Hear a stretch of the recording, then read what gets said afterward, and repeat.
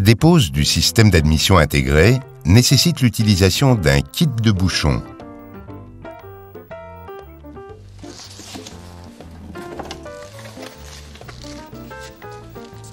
Débranchez la batterie et déposez le cache-style.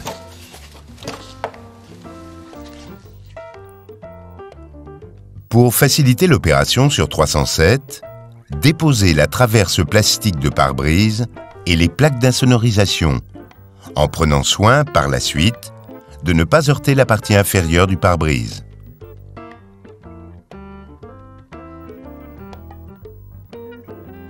Débranchez le connecteur du débitmètre. Déposez le conduit d'air entre le résonateur et le système d'admission intégré.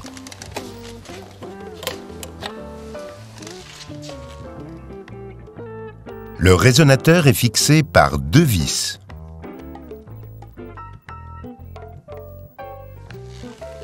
Sortir ce dernier en le pivotant.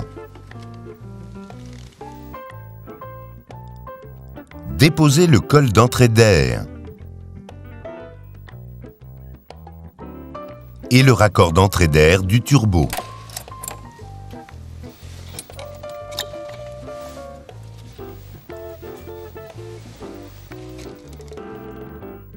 Le couvercle du filtre à air est maintenu par 3 vis. Déposez le couvercle de filtre à air et la cartouche filtrante. Déposez les 2 vis de fixation de la cuve de filtre à air et la vis sur le conduit d'entrée d'air.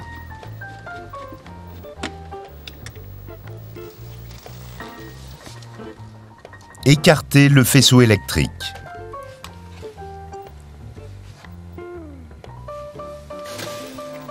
Dégrafez et écartez la pompe d'amorçage.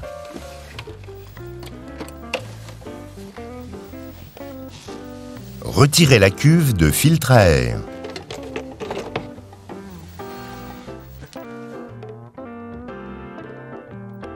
Déposez le protecteur de filtre à gazole.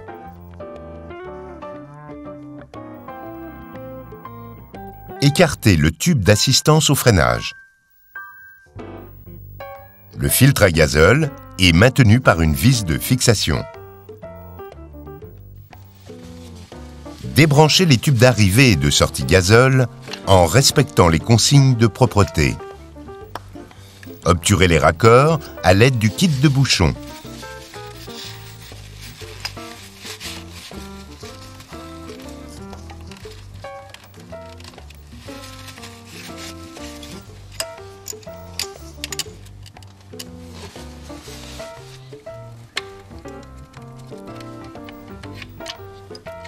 Déposez le filtre à gazole et débranchez son connecteur.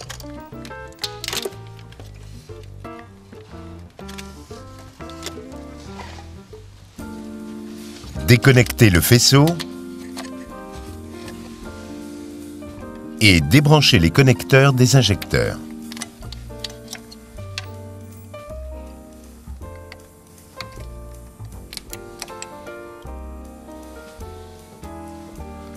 Déposez le support de filtre à gazole maintenu par 3 vis.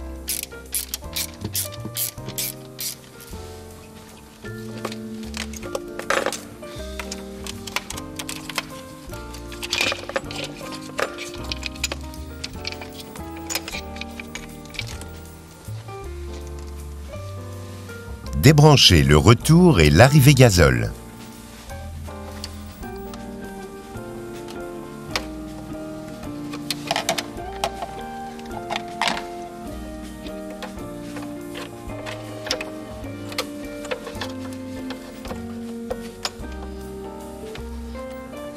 Puis déposez leur bride de fixation.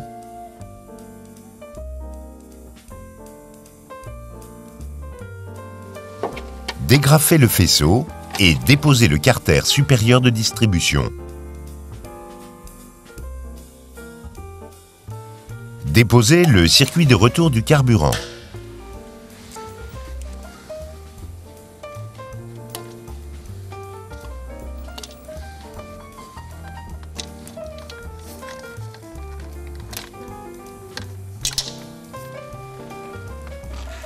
Obturez impérativement les orifices de retour des injecteurs avec les bouchons prévus dans le kit. Débranchez le circuit de dépression côté vanne EGR et l'écartez. Déclippez le collier et déposez le tube EGR. Déposez les vis de fixation du système d'admission intégré.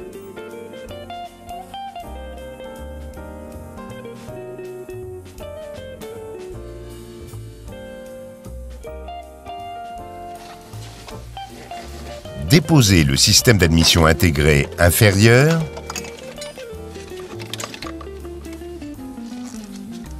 et obturez les conduits d'air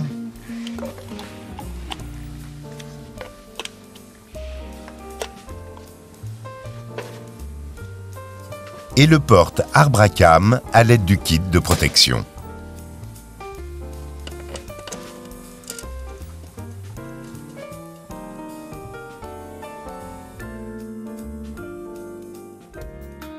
La dépose des injecteurs nécessite le respect des consignes de sécurité et de propreté liées au circuit haute pression gazole. Nettoyez les raccords haute pression. Déposez le fil d'alimentation des bougies de préchauffage. Après avoir desserré les raccords à la sortie de la rampe d'injection et sur les injecteurs, déposez les tubes et obturez au fur et à mesure.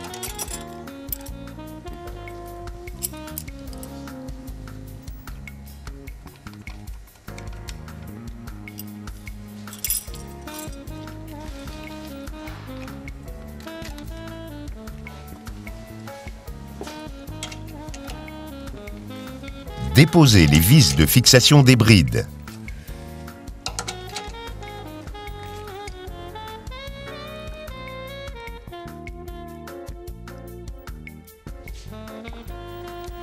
Extraire les injecteurs avec les brides et les obturer.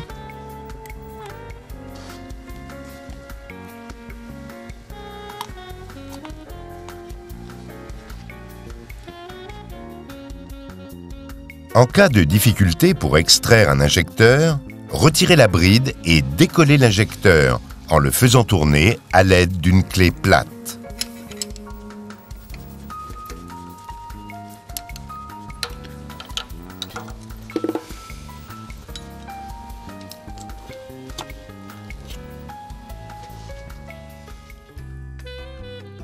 À la repose, les tubes d'alimentation haute pression des injecteurs devront être remplacés. Après avoir remplacé et lubrifié les joints, reposez la partie inférieure du système d'admission intégré.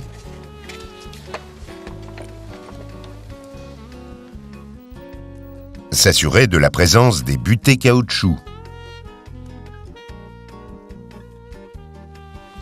Approchez les vis de fixation, puis serrez au couple en commençant par la partie centrale.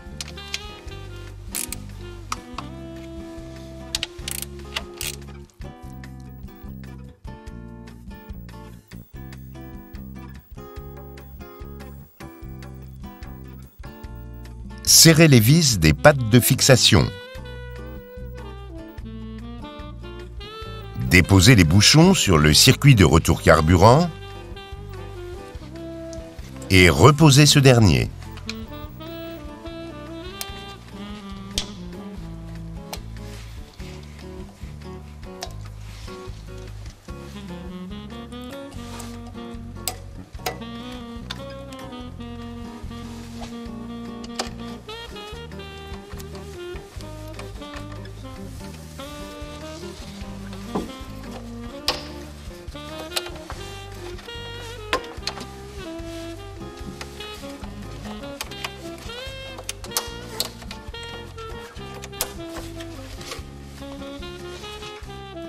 Fixez le tube de recyclage des gaz d'échappement.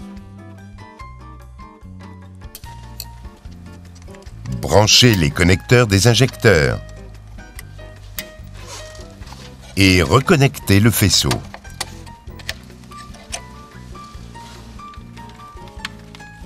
Fixez le filtre à gazole et raccordez les tubes d'entrée et sortie carburant.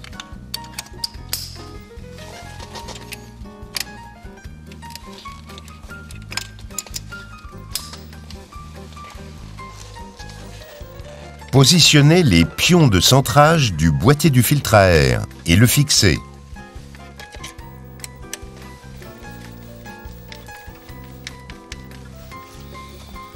Mettre en place le faisceau dans le point de bridage. Reposez le raccord d'entrée d'air, le col d'entrée d'air du turbo et le résonateur.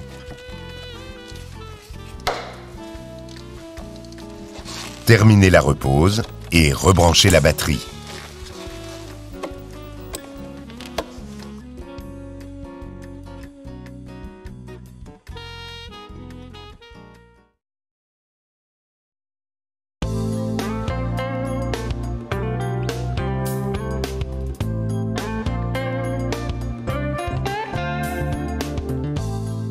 L'étanchéité sur le vilebrequin, côté pompe à huile,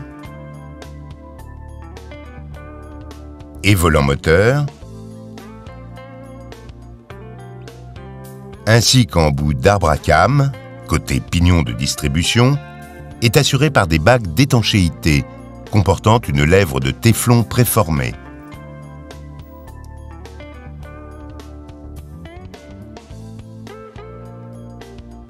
Dès la mise en route du moteur, la pression d'huile exerce un effort sur la lèvre, qui se plaque en laissant un film d'huile sur l'axe, créant ainsi l'étanchéité.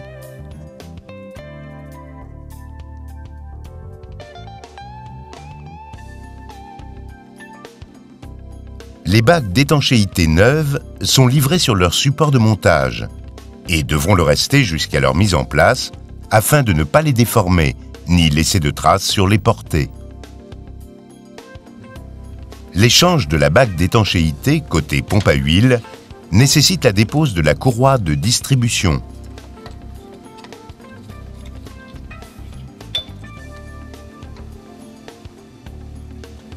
La dépose du pignon de vilebrequin.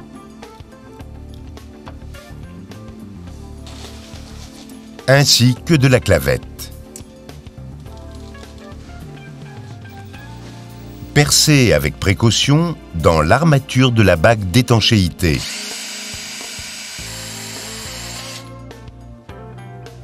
Extraire cette dernière à l'aide d'un outil fileté en exerçant une traction.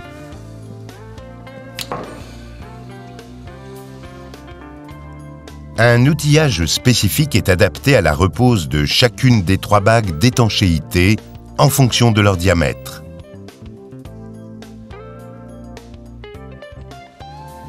Essuyez impérativement toute l'huile qui se trouve dans le logement de la bague d'étanchéité. Mettre en place le manchon muni de sa bague sur le vilebrequin.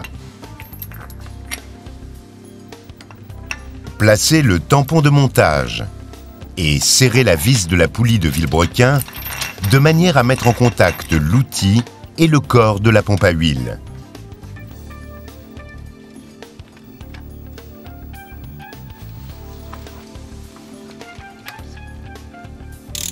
Serrez jusqu'en butée.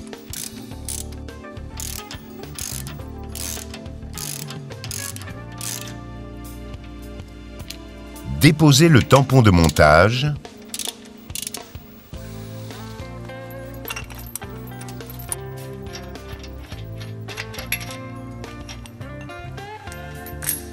et la bague de centrage. Mettre en place la clavette et reposer le pignon de vilebrequin.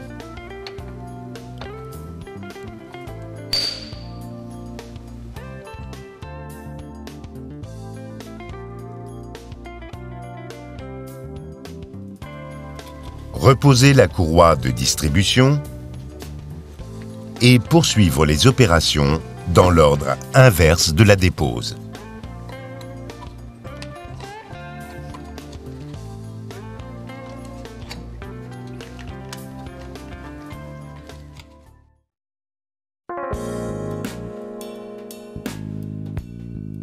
Le montage des coussinets nécessite un outillage spécifique.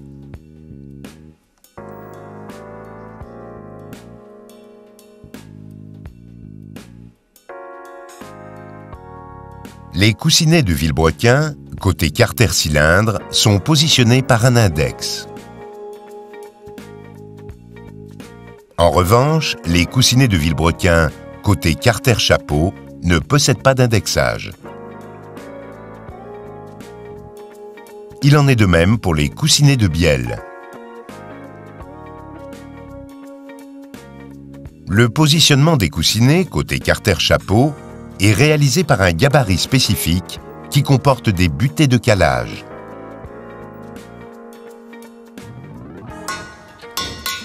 Chassez les goupilles extérieures côté distribution.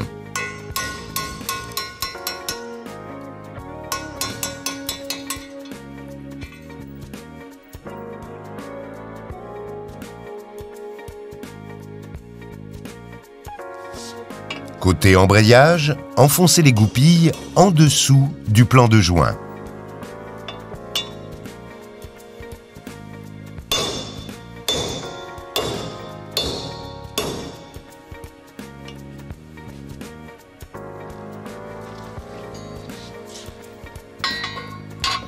Positionnez le gabarit à l'aide de goupilles de centrage.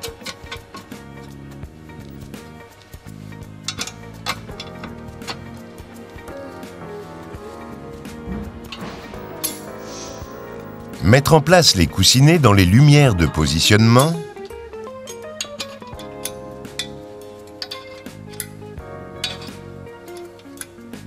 Puis les plaquer jusqu'à affleurement.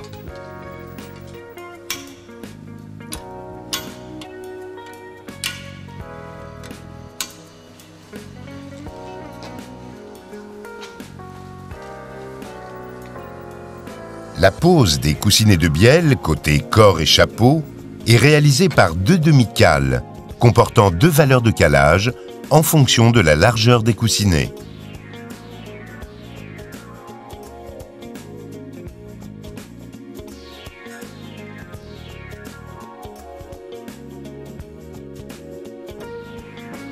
Les coussinets ayant des largeurs différentes, veillez à utiliser les faces adaptées de l'outil.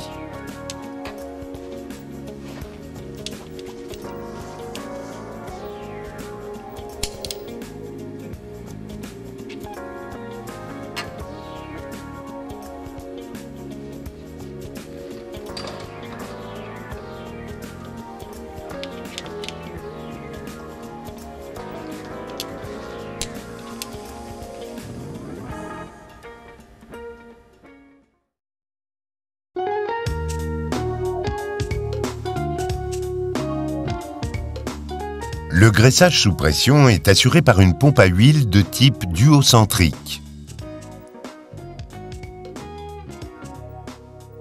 et surveillé par un contacteur de pression. La pression du circuit de lubrification doit être contrôlée à l'aide de l'outillage inclus dans le coffret de pression d'huile.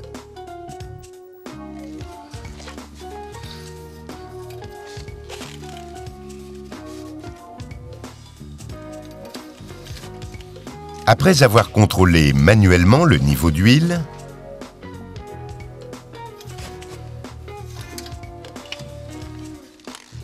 montez l'appareil de contrôle en lieu et place de la cloche de filtre à huile.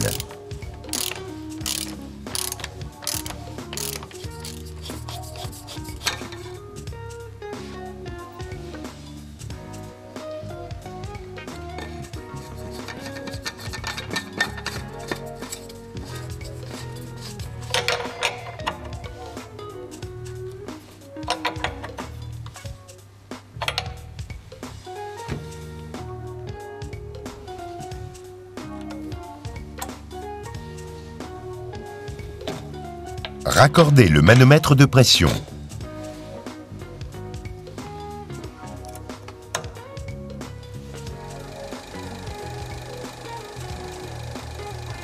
Moteur tournant et chaud.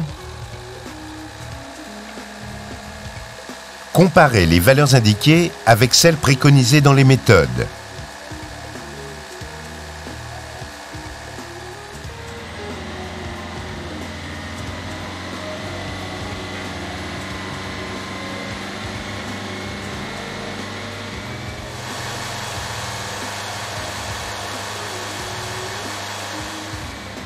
À titre d'exemple, la pression d'huile à 2000 tours minute est de 2,3 bars.